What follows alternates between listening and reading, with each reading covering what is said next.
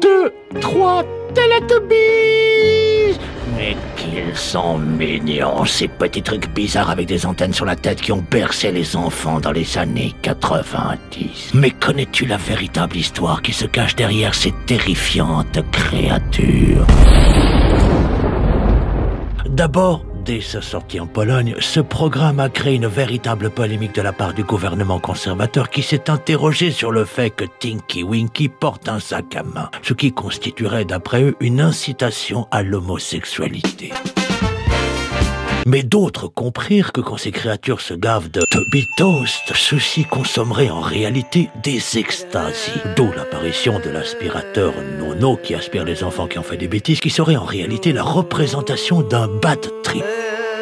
Mais ce qui est encore plus horrible, c'est la véritable histoire de ces créatures.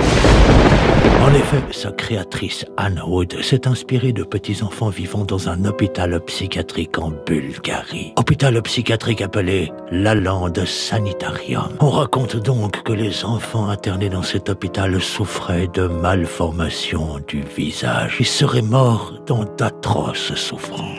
D'abord, le personnage jaune appelé Lala serait inspiré d'une petite fille dont le visage déformé exprimait en permanence un sourire, ce qui rendit complètement fou les soignants qui se mirent à l'attacher à un lit dans le noir et la torturer jusqu'à lui casser les pieds pour lui retirer son si joli sourire. Ensuite, Tinky Winky, le personnage violet avec un sac à main, s'inspire d'un petit garçon sourd qui aurait été attaché à un poteau dans le froid façon betterave et aurait été retrouvé complètement congelé le lendemain, toute sa couleur violette.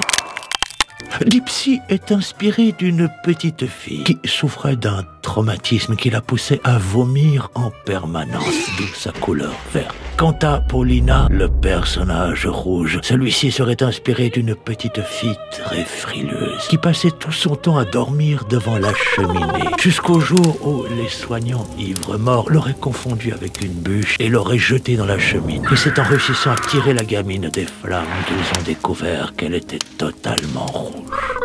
Malgré toutes ces souffrances, les enfants avaient un échappatoire qui était la télévision, qu'ils regardaient en permanence, jusqu'au jour où le directeur de cet hôpital psychiatrique a décidé de retirer la télévision aux enfants, car ceux-ci consommaient beaucoup trop d'électricité. Et c'est ainsi que les enfants se sont introduits pendant la nuit dans les bureaux pour voler des petits écrans de télévision et ne sachant où les cacher, se sont ouverts le ventre pour les y introduire.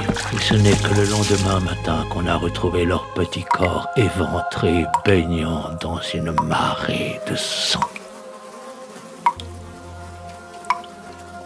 Voilà donc pourquoi ce programme a été interdit dans beaucoup de pays. Maintenant que tu connais l'histoire, je te laisse la raconter à tes enfants. Bonne chance.